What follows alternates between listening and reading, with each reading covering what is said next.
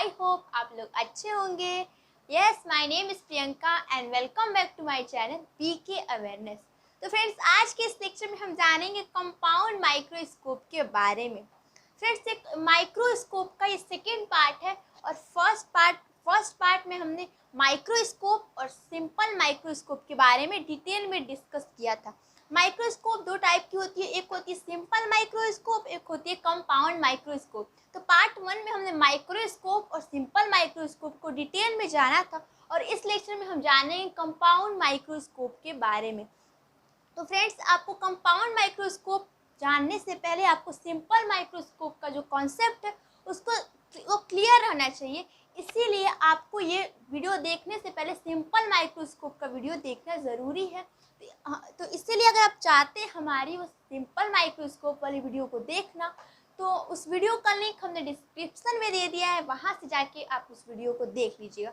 क्योंकि वो वीडियो देख लेंगे तभी हमें कंपाउंड माइक्रोस्कोप समझ में आएगा। अगर हमें सिंपल माइक्रोस्कोप का कॉन्सेप्ट क्लियर है तो ये कंपाउंड माइक्रोस्कोप कुछ भी नहीं है, ये आसान है। ठीक है, चलिए फ्रेंड्स, लेक्चर को स्टार्ट करते हैं।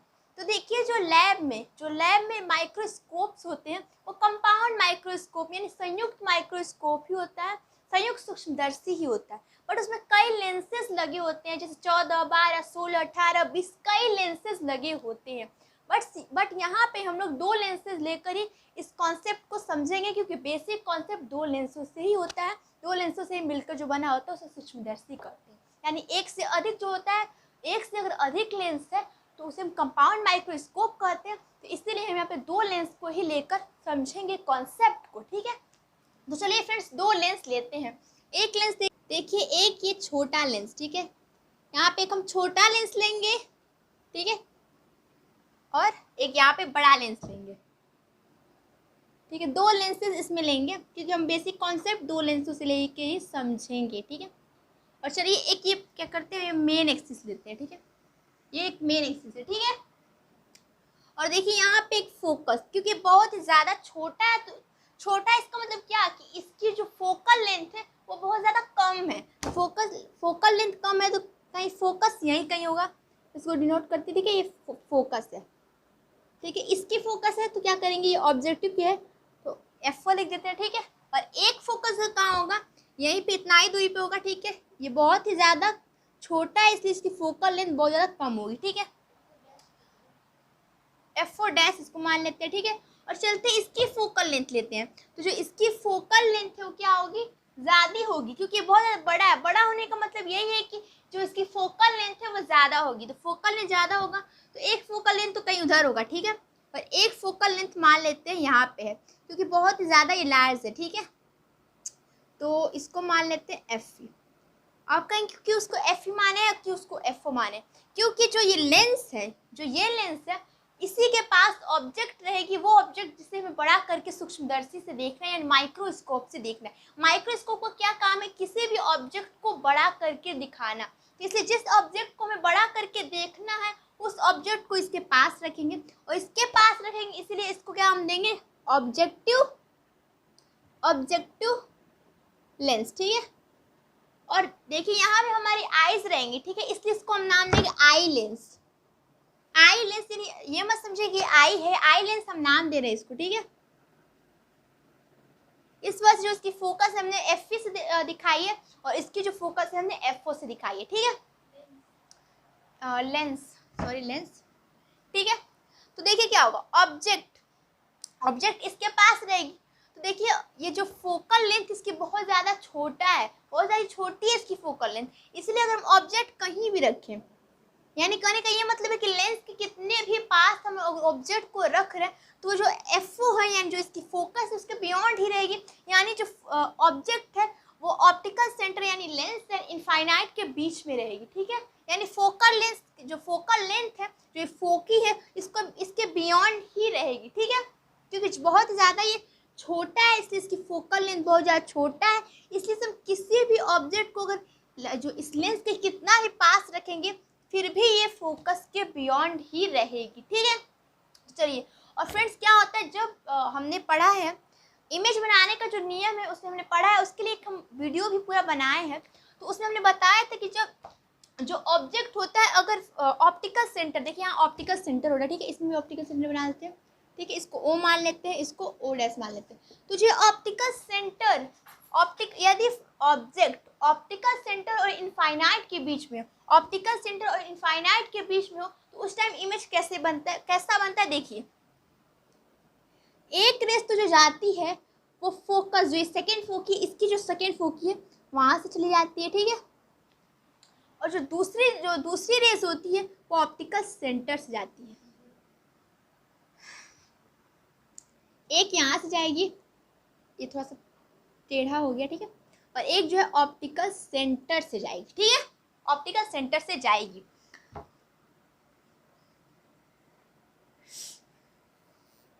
तो देखिए यहाँ पे इसकी इमेज बनेगी, ठीक है, तो ये इमेज मान लेते हैं ए बी है, ठीक है, ये इमेज ए बी है और इसको उल्टा मान लेते हैं, सॉरी ऑब्जेक्ट ए बी है तो उसकी जो इमेज बनेगी उल्टा बनेगी, तो ये ए हो जाएगा और ये बी, यानी ये ए डैश बी डैश हो जाएगा, ठीक है, लेट अस से ए डैश बी डैश, ठीक है। तो फ्रेंड्स क्या हो, कैसी इमेज बनती है, जब ऑब्जेक्ट ऑप्टिकल सेंटर और इनफाइनाइट के बीच में होता है तो उस टाइम जो इमेज बनती है वो कैसी बनती है, वो इमेज रियल बनती है, इन्वर्टेड बनती है और मैग्नीफाइड बनती है, यानी कि वो कैसी बनती है, वास्तविक, उल्टा एंड वस्तु से बड़ा बनती है, ऑब्जेक्ट से बड़ा। तो देखिए जो ऑब्जेक्ट है उससे बड़ी बनी है, ठीक है, बट ये फाइनल इमेज नहीं है, यानी जो हमें बड़ा करके देखना है वो फाइनल इमेज अभी नहीं है, वो फाइनल इमेज हम इस लेंस से बनाएंगे, ठीक है।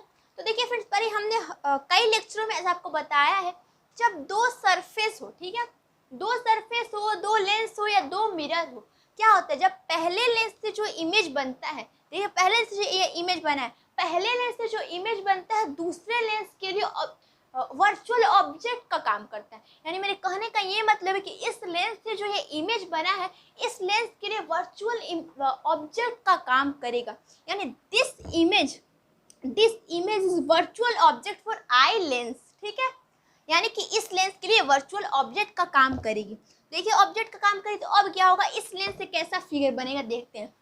ये हमने बताया था कि जो ये लेंस है बहुत बड़ा है, यानी मेरे कहने का ये मतलब है कि जो इसकी फोकल लेंथ है बहुत ज़्यादा है, फोकल लेंथ ज़्यादा है, यानी जिसको बनाएंगे तो फोकल लेंथ बहुत ज़्यादा है, इसलिए हम मानेंगे कि जो ये इमेज है ये ऑप्टिकल सेंटर और इसके फोकस यानी जो एफ है इन दोनों के बीच में है। और ये बहुत ही पॉपुलर कंडीशन है कि जब जो ऑब्जेक्ट होता है इसके लिए वर्चुअल ऑब्जेक्ट है, तो जब ऑब्जेक्ट फोकस और देखिए जो ऑप्टिकल सेंटर उसके अगर बीच में होता है उस टाइम बहुत ही पॉपुलर ये कंडीशन है। देखिए उसमें कैसा फिगर बनता है, हम देखिए कैसा फिगर बनता है। एक तो रेस क्या होगी, एक रेस दो रेस निकलेंगी, ठीक है, दो रेस निकलेगा, यहाँ से इमेज यहाँ से बनाना है हमको, तो ठीक है, दो रेस निकलेगा, तो जो एक जो रेस है जो मेन एक्सिस के पैरेलल जा रही है वो इसके सेकेंड फोकी से चली जाएगी। तो जो देखिए थोड़ा सा यहाँ जगह कम है, इसे देखिए फर्स्ट फोकी इसकी ये है तो सेकेंड फोकी कहीं आगे होगी, ठीक है, यहाँ पे आगे होगी, इस वजह से हम मान लेते हैं कहीं आगे यहाँ पे जाके ऐसे मिलेगी वो, ठीक है, मान लेते हैं कहीं जाके मिलेगी, यानी मेन एक्सिस और आगे जाएगा, वहाँ पे जाके आगे मिल जाएगी, ठीक है। और जो एक रेस होगी वो कहाँ से आएगी, एक ऑप्टिकल सेंटर है, एक रेस हमेशा ऑप्टिकल सेंटर से सीधे गुजर जाती है बिना डाइवर्ट हुए, ये बिना डाइवर्ट हुए जो ये एक रेस होगी ऑप्टिकल सेंटर से चली जाएगी, ठीक है, थोड़ा टेढ़ा हो गया, ये ऑप्टिकल सेंटर से होके चली जाएगी एक रेस, ठीक है, एक तो ऑप्टिकल सेंटर से चली जाएगी सीधे निकल जाएगी और एक सेकेंड फोकस से जाएगी। तो देखिए क्या ये डाइवर्जिंग लेंस है, यानी कि एक डाइवर्जिंग लेंस करने का ये मतलब कि नेवर मीट, ये कहीं मिलेंगी नहीं आगे जाकर, ये कहीं नहीं जाके मिलेंगी, इसलिए हम डाइवर्जिंग लेंस से डाइवर्जिंग रेस है ये, ठीक है, ये डाइवर्जिंग रेस है, डाइवर्जिंग रेस। मेरे कहने का ये मतलब है कि ये कहीं भी आगे जाके नहीं मिलेंगी, पर इनको बैक साइड मिलाएंगे तो देखिए मिल रही है, देखिए दोनों लेंस बैक साइड मिलाने पे मिलेंगी, दोनों रेस जो है बैक साइड को करने में मिलेगी, ठीक है, थोड़ा सा टेढ़ा हो गया देखिए, क्या यार थोड़ा सा टेढ़ा हो गया, ठीक है। और एक रेस इन दोनों को अगर पीछे मिलाते हैं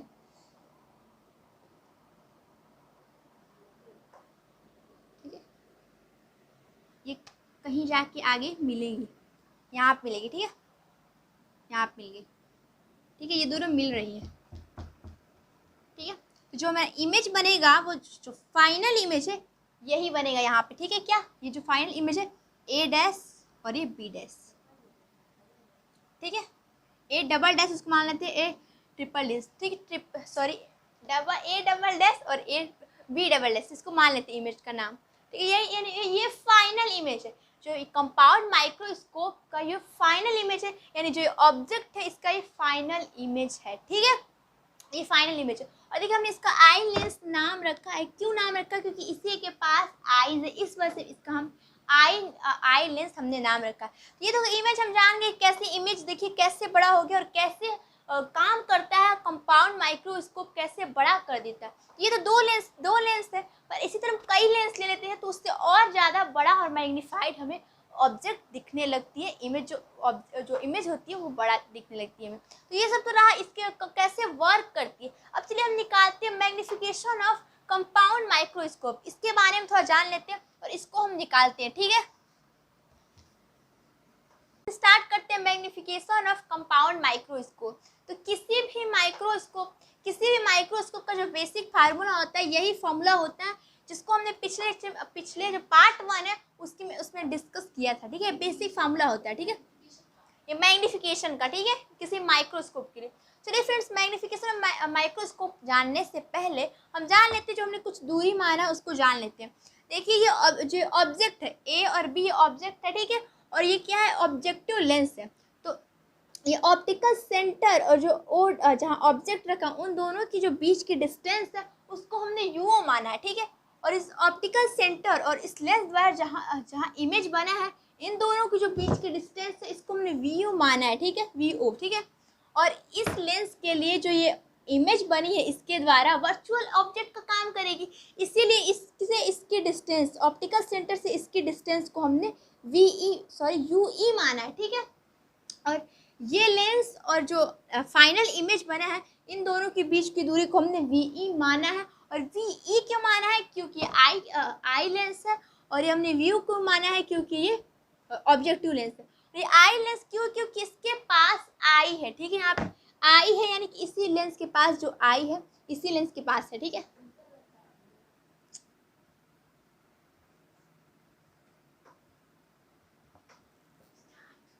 देखिए आई के पास ये लेंस है, इस वजह से हम इसे आई लेंस नाम दिए हैं, ठीक है। तो फिर स्टार्ट करते हैं इसको, मैग्निफिकेशन स्टार्ट करते हैं किसके, कंपाउंड माइक्रोस्कोप का, ठीक है।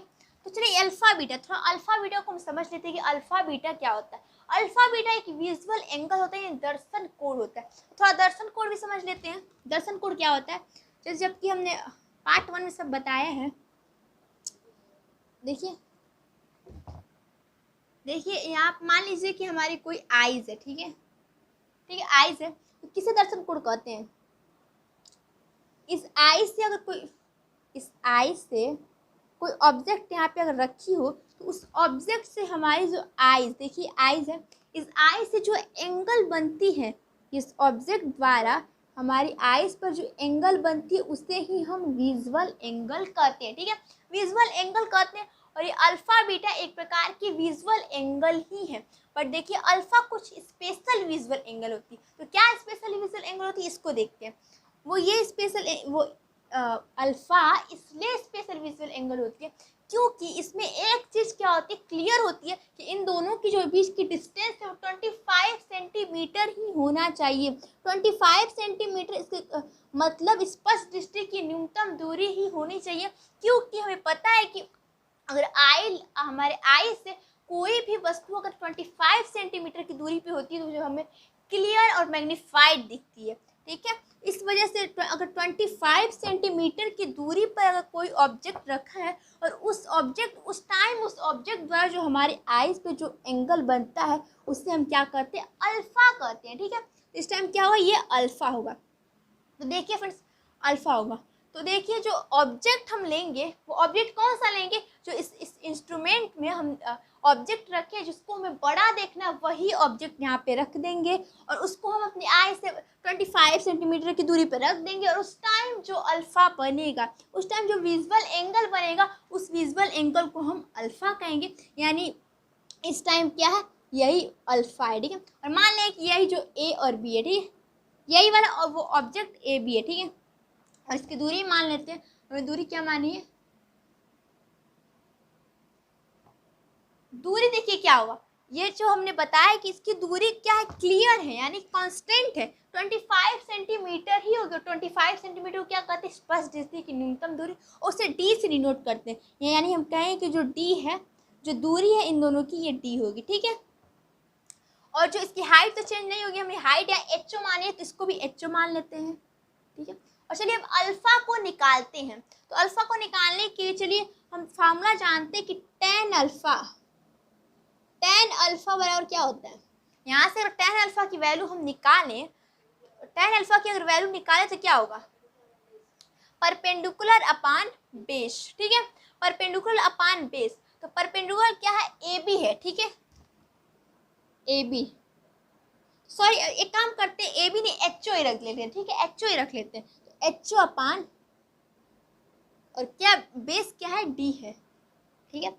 ये हमें अल्फा की वैल्यू मिल गई, टेन अल्फा की। और देखिए जो ये ऑब्जेक्ट है बहुत ज़्यादा छोटी होगी, तभी तो उसको माइक्रोस्कोप से देख के बड़ा देखना चाहते हैं। ये क्या होगी, ऑब्जेक्ट बहुत छोटी होगी, और जब ऑब्जेक्ट छोटी होगी तो जो एंगल ये बनेगा अल्फा, ये भी तो बहुत ज़्यादा छोटा होगा। और हम जानते हैं कि कोई भी एंगल अगर बहुत ज़्यादा छोटा होता है तो उसका जो टेंजेंट यानी टेन होता है उसके एंगल के नियरली इक्वल होता है। यानी हम टेन अल्फा ना लिख के यहाँ पे अल्फा लिख सकते हैं, यानी कि जो टेन अल्फा है नियरली अल्फा के हो जाएगा, यानी अल्फा क्या हो जाएगा, H O upon D,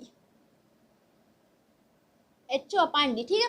alpha निकल गया, ठीक है। इस फिगर को मिटा देते क्योंकि अब हमको इस फिगर से कोई काम नहीं है, इस फिगर का इतना ही वर्क था कि इसको अल्फा निकालना, तो ठीक है अल्फा बॉल में लिख लेते हैं पहले, इस फिगर को मिटा देते हैं और अल्फा लिख देते हैं। अल्फा की वैल्यू क्या निकली है,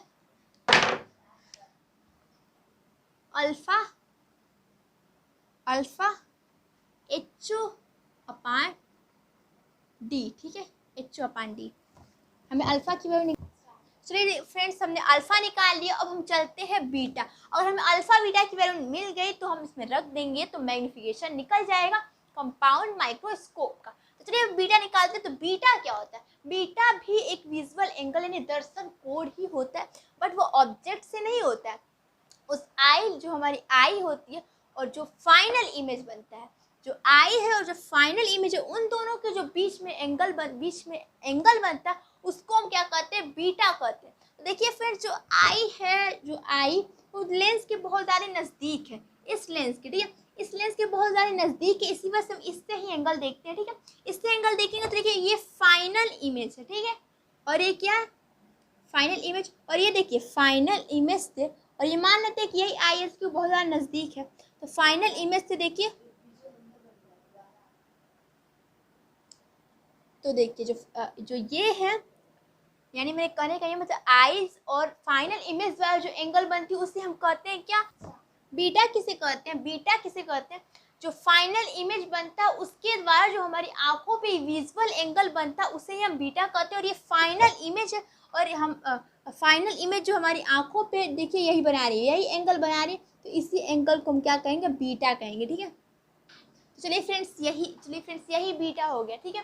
तो अगर हम बीटा और अल्फा की वैल्यू निकाल के इस फॉर्मूला में अगर रख दे, पुट कर दे, तो हमें क्या मिल जाएगा, magnification of compound microscope.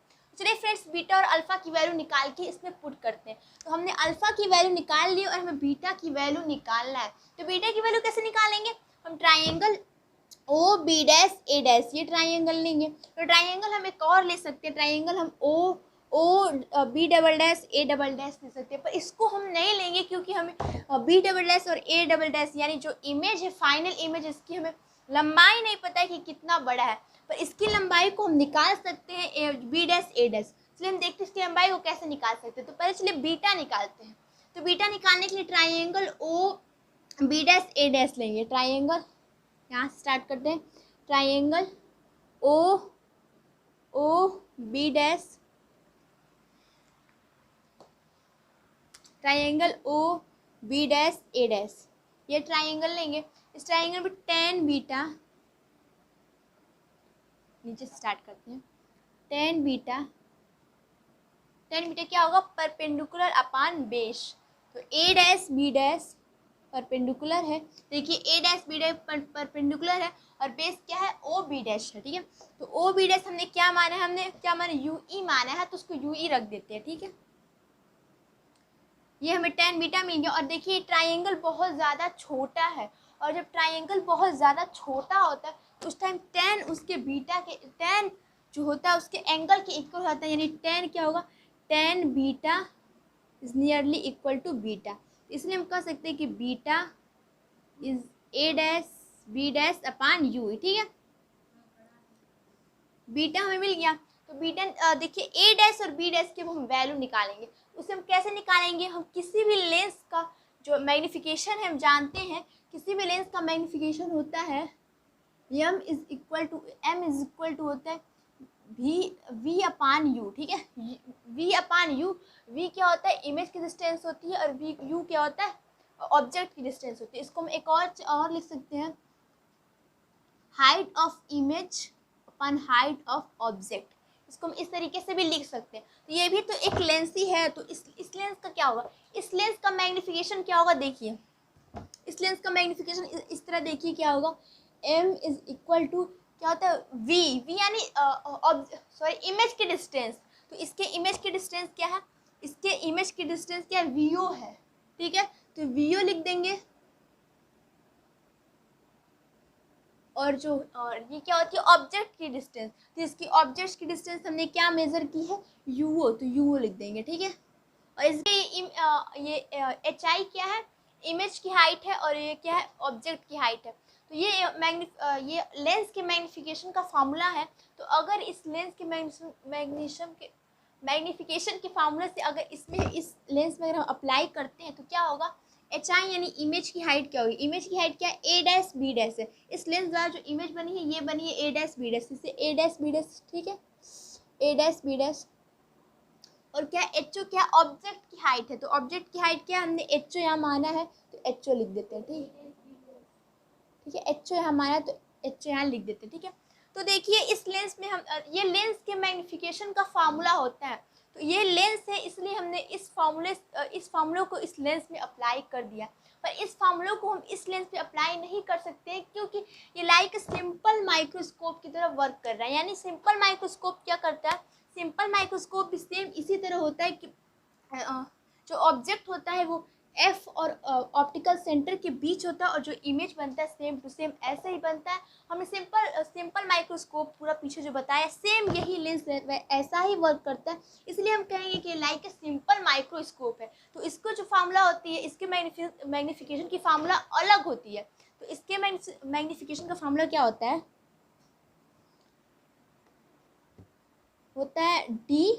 D यानी क्या होता है कि वो जो इमेज बनती है, फाइनल इमेज, वो कहाँ बनती है, स्पर्श दृष्टि की न्यूनतम दूरी बनती है। हमने पीछे बताया, बस ये जान लीजिए कि लाइक सिंपल माइक्रोस्कोप की तरह एक काम कर रहे हैं, यानी सरल सूक्ष्मदर्शी की तरह एक काम कर रहा है। इसलिए इसके सरल सूक्ष्मदर्शी यानी सिंपल माइक्रोस्कोप का जो फार्मूला है पीछे में डिराइव किया, क्या होता है, एच डी अपान, और जो इमेज ऑब्जेक्ट की दूरी होती है लेंस से, तो ऑब्जेक्ट की दूरी कितनी है लेंस से, यू ई, तो इसको यू ई लिख देंगे, ठीक है।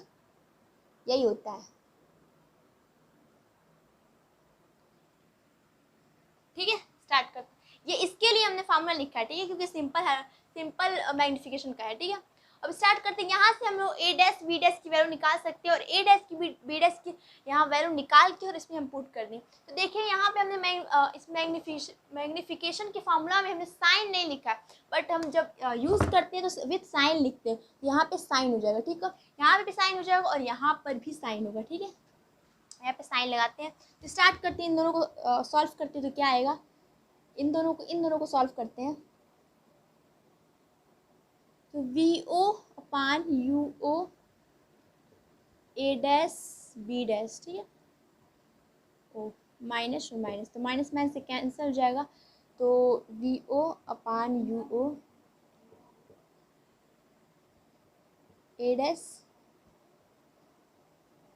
B dash upon H O, ठीक है। तो तो यहाँ से हम निकाल सकते हैं कि इसकी हमें ए डैश बी डैश की वैल्यू निकालनी है। तो ए डैश बी डैश की वैल्यू क्या आएगी, ए डैश बी डैश की वैल्यू क्या आएगी, यहाँ इंटू हो जाएगा तो V O H O upon V O. ठीक है, हमें ये वैल्यू मिल जाएगी। ठीक है, किसकी वैल्यू मिल जाएगी, ए डैश बी डैश की। ठीक है, देखिए ए डैश बी डैश की वैल्यू हमने निकाल दी, क्या है, V O H O upon U O. ठीक है, तो इसकी जो ए डैश बी डैश की वैल्यू अगर हम बीटा में रख दें तो बीटा हमें मिल जाएगा।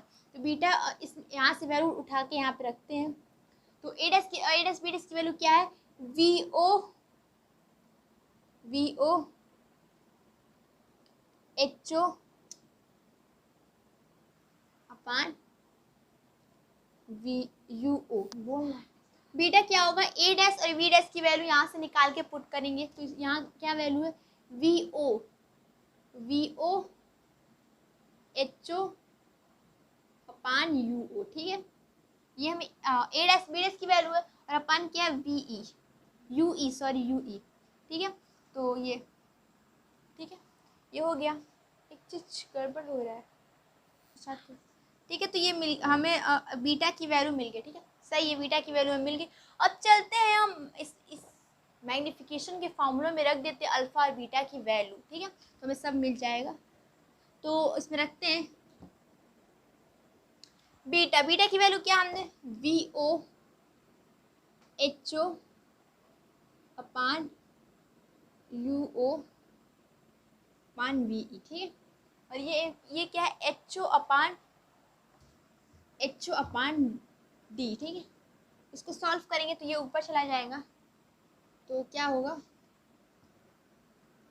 We O H O D upon, एक काम करते हैं, इसको यहीं पे यहाँ पे रख देते हैं। यहीं से यहाँ पे आसान सॉल्व करना आसान हो जाएगा। पहले यहीं से हम बीटा की वैल्यू सही कर लेते हैं, वी ओ एच ओ, और इसको क्या कर ले, ऊपर कर लेते हैं। ठीक है, वी ई को वी ओ और क्या है, यू ई है, दोनों यू ई है और ये यू ओ है। ठीक है, अब यहाँ से अब रखते हैं इसमें वैल्यू, आसान होगा। बीटा की वैल्यू क्या है, अभी जो निकाले हैं, V O H O upon U O और यू ई। ठीक है, और क्या अल्फा की वैल्यू रख देते हैं, अल्फा की वैल्यू क्या है, एच ओ अपान डी। तो एच यहाँ से कैंसिल कर देते हैं। तो क्या होगा, V O D in upon U O और यू ई। ठीक है, ये यू ओ है और यू ई है, दोनों को अलग अलग कर लेते हैं। ठीक है,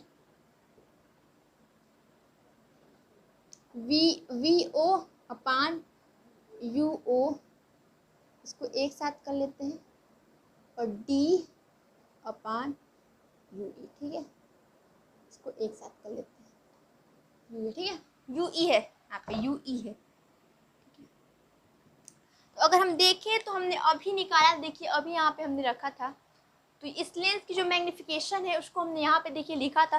तो अगर हम देखें तो जो फर्स्ट वाला टर्म है ये इसका मैग्नीफिकेशन दिख रहा है हमें, और सेकेंड वाला टर्म हम दिखाया था जो यहाँ पे लिखा है इसकी मैग्नीफिकेशन है। यानी हम कह सकते हैं एम इज इक्वल टू, इसे हम मान लीजिए एमओ कर देते हैं क्योंकि ये भी मैग्नीफिकेशन का फॉर्मूला है, और ये क्या है, ऑब्जेक्टिव लेंस हमने माना है तो उसको एमओ कर देते हैं। ठीक है, इनटू एम, इसको ये आई लेंस की फॉर्मूला, आई लेंस है, इसे एम भी कर देते हैं। ठीक है, हमें ये फार्मूला मिल गया। यानी क्या होता है, जो मैग्नीफिकेशन ऑफ कंपाउंड माइक्रोस्कोप, जो माइक्रोस्कोप होता है वो क्या होता है, वो ऑब्जेक्टिव लेंस के मैग्नीफिकेशन इनटू जो ये सिंपल माइक्रोस्कोप है, उसके सिंपल माइक्रोस्कोप है, उन दोनों के मैग्नीफिकेशन के फार्मूले के इनटू के बराबर होता है। तो ठीक है, ये रहा मैग्नीफिकेशन का फार्मूला। अब हम चलते हैं यहाँ पे देखते हैं कि मैग्नीफिकेशन कब मैक्सिमम होगा, कब मिनिमम होगा। मैक्सिमम यानी देखिए ऑब्जेक्ट को हम 25 सेंटीमीटर की दूरी पर रखते हैं, किसी भी ऑब्जेक्ट को अपनी आई लेंस से, तो वो हमें एकदम क्लियर और मैग्नीफाइड दिखती है। तो इसीलिए अगर हम इस जो माइक्रोस्कोप है इसको अगर ऐसे सेट करें कि जो इसका फाइनल इमेज है वो भी 25 सेंटीमीटर पे बने, तो हमें सबसे मैग्नीफाइड और क्लियर हमें दिखेगी जो इमेज बड़ा सा बनेगा, ठीक है। इसीलिए अगर हमको सबसे मैग्नीफाइड और क्लियर अगर हमें देखना है इस माइक्रोस्कोप से हमें किसी भी ऑब्जेक्ट को, तो उस इमेज को हमें उस माइक्रोस्कोप को ऐसे सेट करना होगा कि जो उसका फाइनल इमेज बनेगा वो 25 सेंटीमीटर पे बने। ये तो मैक्सिमम की बात रही। अब मिनिमम की बात देखें तो हमें हमारी आई से अगर कोई भी ऑब्जेक्ट इनफाइनाइट दूरी पे रहती है तो हमें सबसे वो मिनिमम दिखती है, यानी कि सबसे क्लियर नहीं दिखती है, सबसे कम क्लियर दिखती है, उतना मैग्नीफाइड नहीं दिखती है। तो अगर हमें इस माइक्रोस्कोप से सबसे मिनिमम देखना है तो हमें जो इमेज बनाना है फाइनल इमेज इस माइक्रोस्कोप से, उसे हमें इनफाइनाइट दूरी पे बनाना है, ऐसा सेट करना है।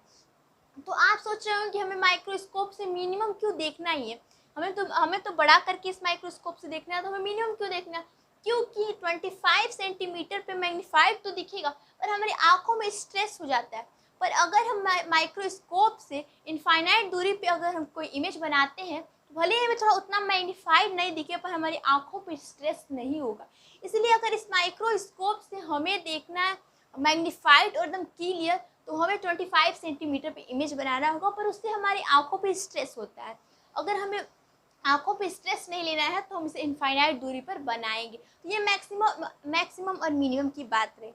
फ्रेंड्स यही सब रहा गया overall point magnification of compound microscope. तो फ्रेंड्स देखिए रात हो चुकी थी और हमारी जो इंक है ख़त्म हो चुकी थी, इसलिए आप लोग को थोड़ी परेशानी हुई होगी, उसके लिए दिल से सॉरी। रात के 3 बज रहे इसलिए बहुत ज़्यादा लेट हो गया था।